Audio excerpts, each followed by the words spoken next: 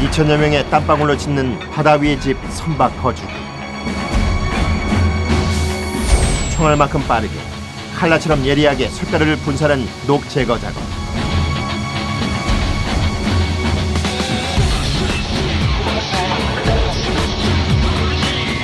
철판으로 만들어진 거대한 블록을 180도 회전시켜야 한다. 순간의 방심도 허용되지 않는 탑재 현장. 세계 최고의 기술을 자랑하는 수많은 기능공들이 모인 곳, 선박 거주구 공장으로 찾아간다. 울산 시내 한 선박 거주구 공장. 이곳에선 열체의 선박 거주구가 동시에 제작되고 있다. 선원들이 바다 위에서 장기간 근무하고 생활해야 하는 시추선과 긴 항로를 항해하는 운반선에서 빠지지 않는 주요 구조물이 바로 선박 거주구다. 이 중 운반선에서 볼 수 있는 것이 데크하우스인데, 선실, 조타실, 회의실 등 작업 공간은 물론 병원과 같은 편의시설이 모두 갖춰진 선상 아파트다. 우리나라는 유럽 전체보다 더 많은 생산량을 자랑하며 세계적으로 기술을 인정받고 있는데, 그 제작의 첫 단계가 바로 블록 조립이다. 철판을 용접해 단층 블록을 완성하면 선체의 부식을 막고 도장의 수명을 연장하기 위한 선행 도장을 거치는데, 이 작업 후에 배관과 케이블 설치가 이루어진다. 단층 블록이 완성되면 180도 회전시켜 층층이 쌓는 탑재 과정이 이어지고, 이를 위해 크레인이 동원된다. 탑재할 블록의 무게는 100여 톤. 블록을 지상 64m까지 들어올릴 수 있는 대형 크레인 넉 대로 작업을 진행하고 있다. 90도로 세워진 블록은 공중에서 와이어를 다시 설치해야 하는데, 자칫 방심했다간 대형 사고를 불러올 수 있어 크레인과 블록의 움직임이 있을 때마다 모두가 신호에 귀 기울이며 긴장 속에 주시하고 있다.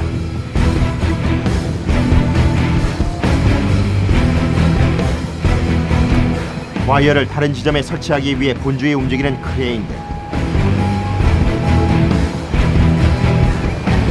공중에 뜬 블록이 100톤짜리 시한폭탄이 돼버린 순간이다. 크레인의 위치가 정해지면 이제 와이어 설치와 90도의 회전만이 남은 상황. 신속하게 블록을 움직여주지 않으면 수많은 위험에 노출될 게 뻔하다. 조금만 더요. 자, 전체 톤수 확인하겠습니다. 바닥과 수평을 이루며 안정적으로 매달려 있는 블록. 운반한 지 반나절이 지나서야 데크하우스 꼭대기로 올라갈 수 있었다. 그런데 이미 30m 높이까지 쌓여있던 데크하우스 위로 블록을 올리기란 쉽지 않았다.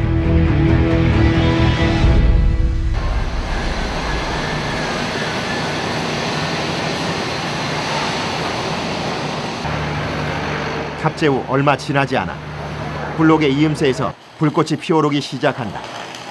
지금부터는 대부분 용접공들의 손길이 필요한 공정이다. 또 한 층 한 층 쌓아 올라가면은 그걸 붙이는 거야, 용접을. 지금 여기가 몇 층이에요? 그러니까 9층쯤 되겠다, 그죠? 908번이니까. 일하시면서 불안도 많이 이게 이 하우스가 나중에 다 만들고 선적할 때 바디선을 싣고 가거든요, 거제도로. 그때 보면은 뿌듯해요. 아, 저게 나가서 큰 배에 실리겠구나. 내가 저 만드는데 일조를 했다. 그거 보면 좀 뿌듯함이 있어요. 데크하우스가 층층이 쌓여갈수록 용접공들의 자부심도 높아져 간다.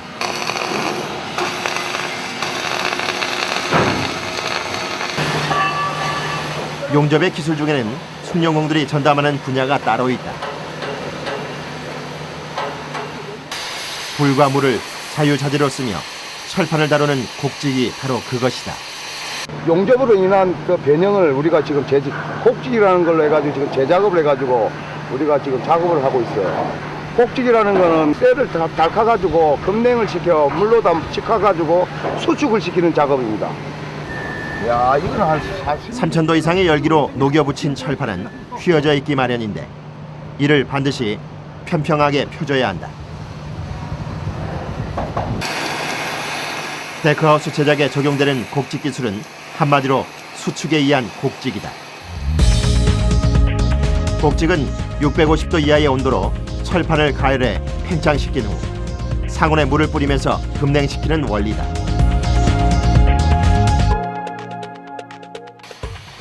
철판의 팽창과 수축의 정도를 예상하며 작업하기란 매우 어렵다. 때문에 숙련된 기능공들의 오랜 노하우가 결과를 좌우한다. 검사 기준이 3mm, 4mm거든요. 그러니까 2mm까지 맞춰놔야지 검사 합격률이 맞습니다. 맨 꼭대기에 올라가는 마지막 블록이 탑재될 때까지 이들의 작업은 계속된다.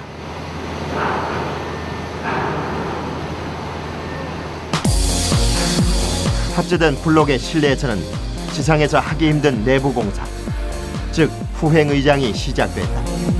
그중 보온재 공사가 한창이다. 데크하우스 벽은 미끄럽기 때문에 보온재가 붙을 수 없는 상황. 미리 벽체에 박아놓은 핀 위에 보온재를 꽂아 클립으로 고정하게 된다. 일반 건축물과 선박 거주구에서 사용하는 보온재는 조금 다르다. 일반 집에서 쓰는 보온재하고 뭐 차이라 하면 아무래도 이게 불에 쉽게 잘 안 타는 화재 비싼 벨에다가 쓰는 거니까 더 화재 목적에 더 강하게 만들었겠죠. 그리고 온도도 그만큼 더 담냉, 보온 효과가 더 뛰어나고. 보온재는 크게 화재 방지용과 열 차단 목적으로 나뉘는데 돌가루와 유리 섬유가 주 재료가 된다. 대피 통로 등 화재의 위험을 최소화할 곳에는 돌가루로 된 소재를 쓰고 데크하우스 외벽처럼 철판이 달아오를 우려가 있는 곳에는 유리 섬유가 사용된다. 시공할 때는 자재 특성상 보호구 착용이 의무화돼 있다.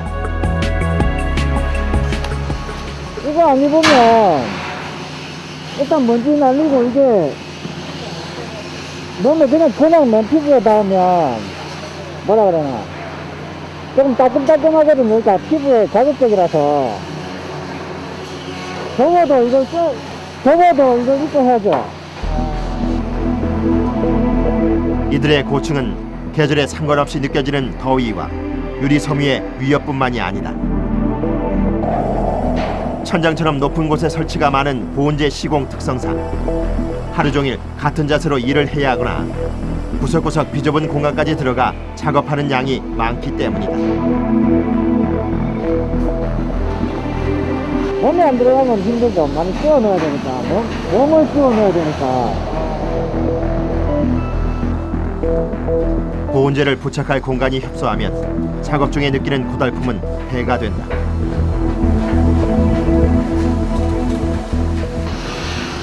오후 3시, 가장 더운 이때가 시공자들의 단체 휴식 시간이다. 찜통 같은 실내를 벗어나 온몸을 적신 땀을 식혀본다. 이게 전부 땀인데.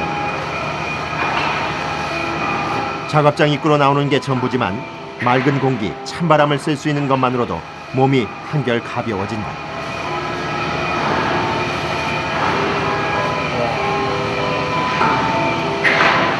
이게 바람도 잘 안 통하고 그러다 보니까 땀이 밖으로 나갈 수가 없으니까.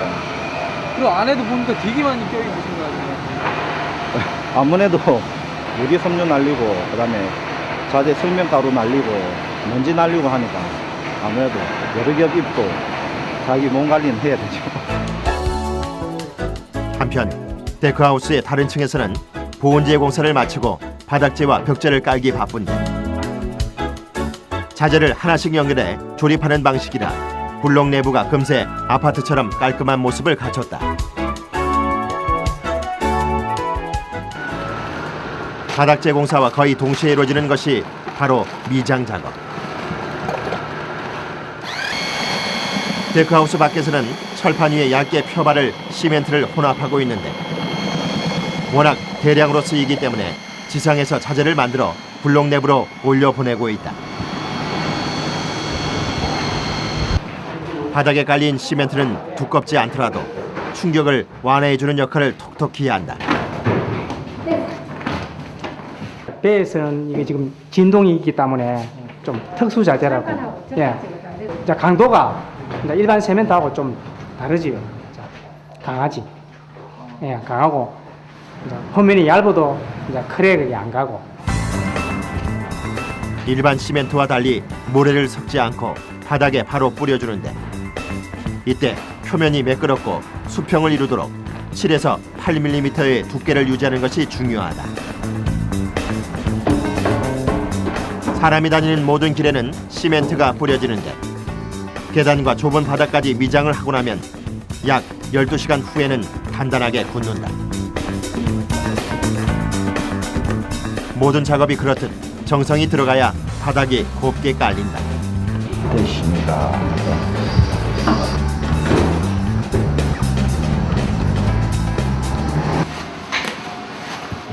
항해 시에는 시계도 중요한 요소 중 하나. 선실 곳곳에 달린 시계는 초점까지 똑같이 움직이도록 돼 있다.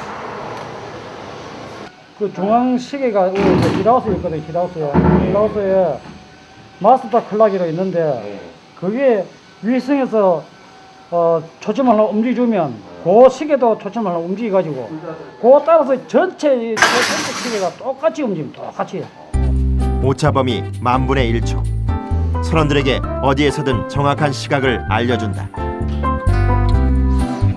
선실 내 가구는 모두 항해의 위험을 감안하여 설계 제작되는데 작은 서랍 하나도 그냥 만드는 법이 없다. 서랍을 위로 올려가지고 빼야만이 열리게 돼 있어요. 서랍을 올려서요? 예. 그리고 우리 뭐 풍랑이나 이렇게 바람 불어가지고 배가 흔들릴 때 물건이 쏟아지지 않게 하기 위해서 열리지가 않고 올려서 이렇게 열게 돼 있죠.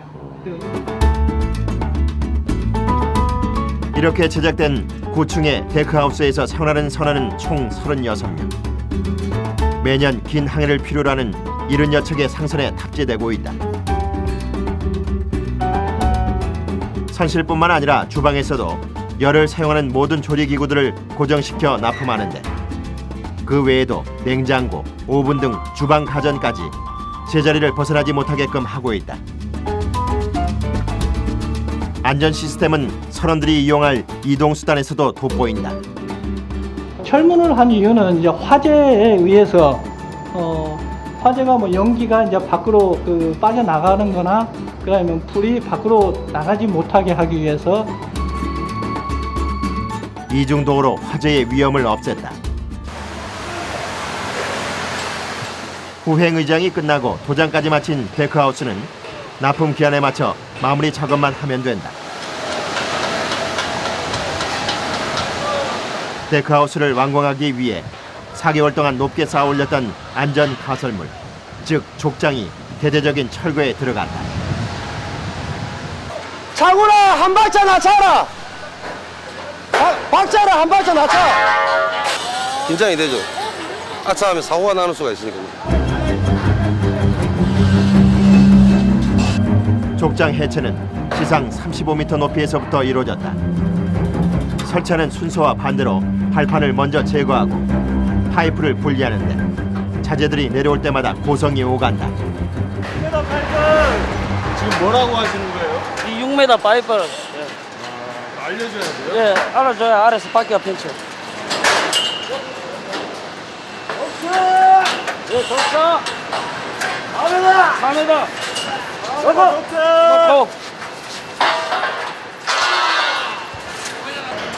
4m 길이의 파이프는 개당 30kg에 달한다. 족장공들은 수작업으로 이것들을 모두 뜯어야 한다. 경력이 있는 사람들은 위험인데 일을 하고 경력 없는 사람들은 좀 저런 데 편한 데 있잖아. 저런 데는 괜찮잖아. 경력 있는 사람들은 올라와 위험한데 일을 해줘야 되고.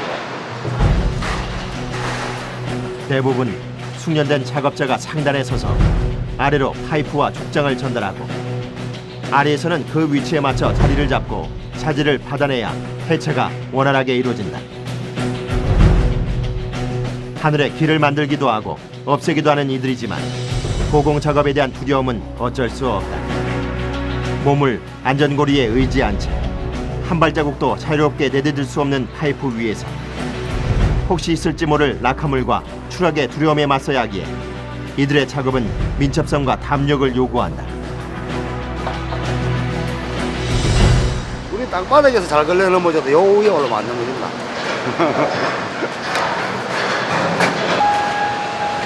쉬는 시간 고단함이 물밀듯이 밀려오지만 한 집안의 가장인 이들의 어깨는 지칠 줄을 모른다. 내가 이제 일함으로써 내 가족이 먹고 살고 편하게 지낸다는 거, 뭐 그거밖에 더 있습니까? 남자라는 게 뭐, 죄를 태어날 때부터 업을 하나 얻고 하잖아. 예? 먹고 살아야 되고, 자식 부양해야 되고, 부모 공양해야 되고, 재간이 없잖아. 이렇게 외관을 마무리한 데크하우스는 바지선에 실어야 하기 때문에 원격 조정이 가능한 모듈을 동원해 운반한다. 1541톤의 데크하우스를 지탱하기 위해서 거대한 모듈 석대가 움직인다.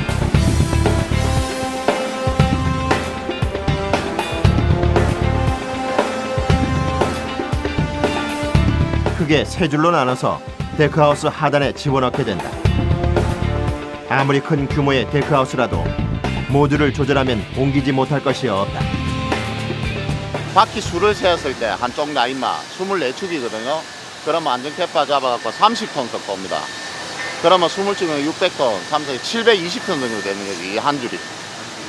이 길이하고 톤 수를 두 가지를 감안을 해가지고 장비를 길게도 하고 좁게도 하고 짧게도 하고 이 모든 게 붙였다 뗐다 다 가능하게 그렇게 작업을 하고 있어요. 한치의 오차도 허용할 수 없는 운반 작업. 모듈의 높낮이를 맞추는 데 신중을 기한다. 각 바퀴가 받는 압력을 기계로 측정하며 조종사의 감각과 판단력으로 모듈의 수평을 맞추는데 이 작업이 문제없이 이루어져야 이동 도중 선체가 기울어지는 일을 방지할 수 있다.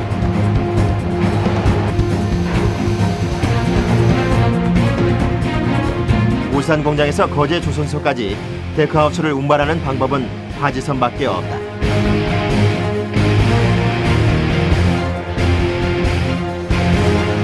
바지선이 정박하자 이들은 더욱 바빠진다.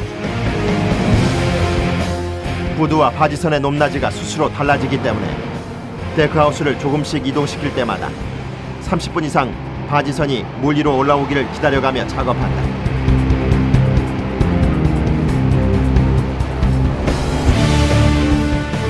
바지선 위에 데크하우스의 선체가 모두 올라가는 순간이다. 선체를 받칠 서포트 기둥이 도착하자 다시금 분주해지는데 데크하우스 하단은 모듈 이외의 기계가 들어갈 수 없어 일일이 사람이 옮겨야 한다.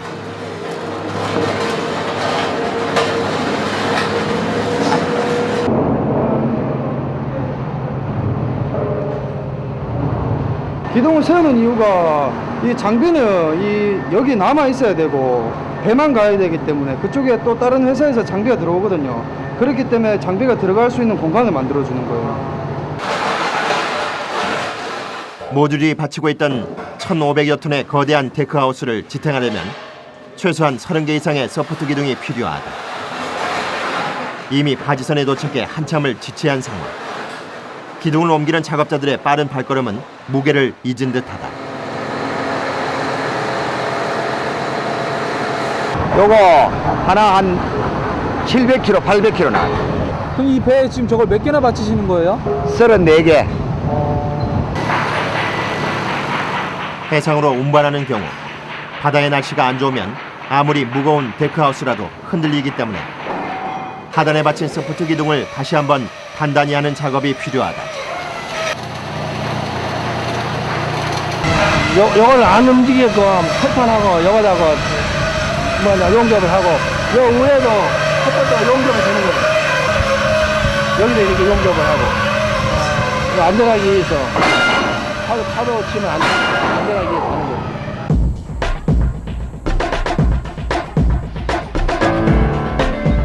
농장에 어둠이 깔리기 시작했다. 오늘 하루를 꼬박 운반에 쏟아부은 셈이다. 깊은 밤 데크하우스를 비추는 것은 다름 아닌 용접공들의 뜨거운 열기. 반드시 오늘 밤 안으로 바지선을 내보내야 하기 때문에 시간이 가는 줄도 모르고 작업에 총력을 기울이고 있다. 지금 뭐 예상하기는 한 9시나 10시쯤에 끝날 거라고 지금 예상을 하고 있어요, 지금. 그래가 밥 먹고 쉬지도 않고 지금 때우는 이유가 그거고요. 용접부는 결함을 발견하기 위해 자분을 뿌려 검사한다. 용접을 하면은 용접이 전문가들이 했을 경우는 용접이 일주일간 가잖아요. 근데 안에가 이제 이물질 들어갈 수도 있거든요. 바람이 불면 그럴 때. 근데 그걸 우리가 이제 잡아주기 위해서 하는 겁니다. 다행히 품질 검사에 합격됐다. 작업자들한테 수천 명의 기능공이 만들어낸 결과물 데크하우스. 이제 7월 달부터 시작을 해가지고 한 여름에 땀을 흘려가면서 했잖아요. 모든 사람이 고생을 하고 나가는 거 보니까 하나의 작품을 만들어서 나가는 거 보니까 뭐 시원하고 그렇습니다. 이제 안전히 도착하기만 바랄 뿐이다. 거제 조선소 도착까지 100km의 거리를 10시간 동안 달려야 한다.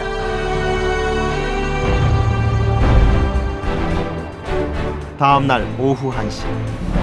울산을 떠난 지 12시간 만에 데크하우스가 도착했다. 조수간만에 차가 적고 간밤에 물살이 잔잔했던 바다 덕에 당당한 위용을 자랑하며 무사히 조선소에 들어왔다.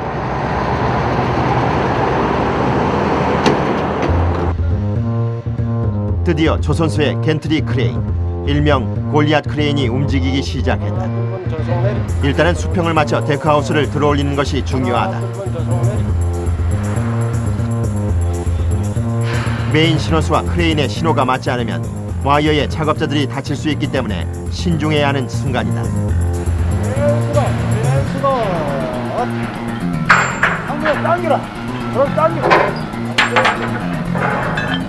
오늘 탑재 작업은 데크하우스를 둘로 분리하는 것이 급선무인데 조선소의 도크에 따라 사용하는 크레인이 다르기 때문이다. 이 도크는 해상 크레인이 아닌 겐트리 크레인으로 작업하다 보니 분리가 불가피하게 된다. 골리앗 크레인 용량이 900톤입니다. 저희 데크하우스 모듈은 90AB 합쳐가지고 1500톤이기 때문에 900톤으로는 핸들링이 안 되기 때문에 두 개의 모듈로 해가지고 지금 분리해서 탑재되고 있습니다. 크레인이 한 번에 들 수 있도록 각각 900톤 미만으로 분리된 데크하우스. 분리를 마치자 먼저 하부의 탑재가 시작된다.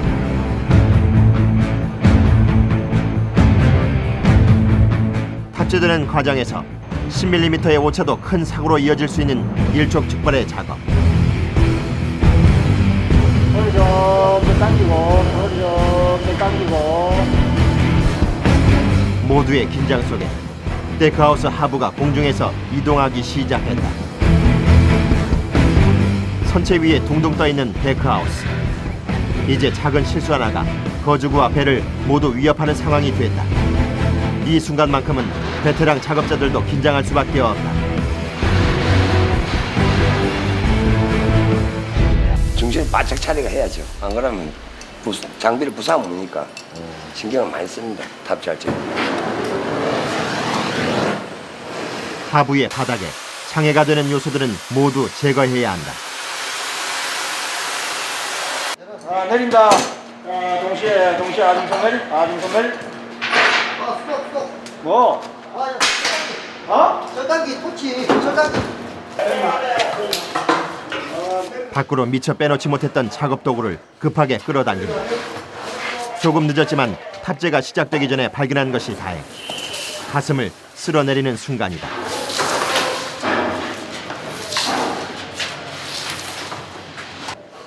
주변을 살피고 탑재가 재개된다. 내리고 했지. 다행히 하부의 탑재 과정에 문제는 없었다.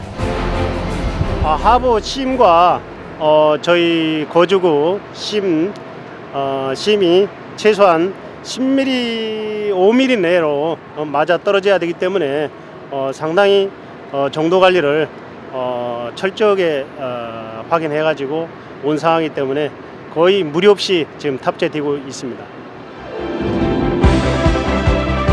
이튿날 오전 날이 밝자마자 전장 332m, 전폭 43m의 컨테이너선 위에 데크하우스의 상부 탑재가 이루어졌다.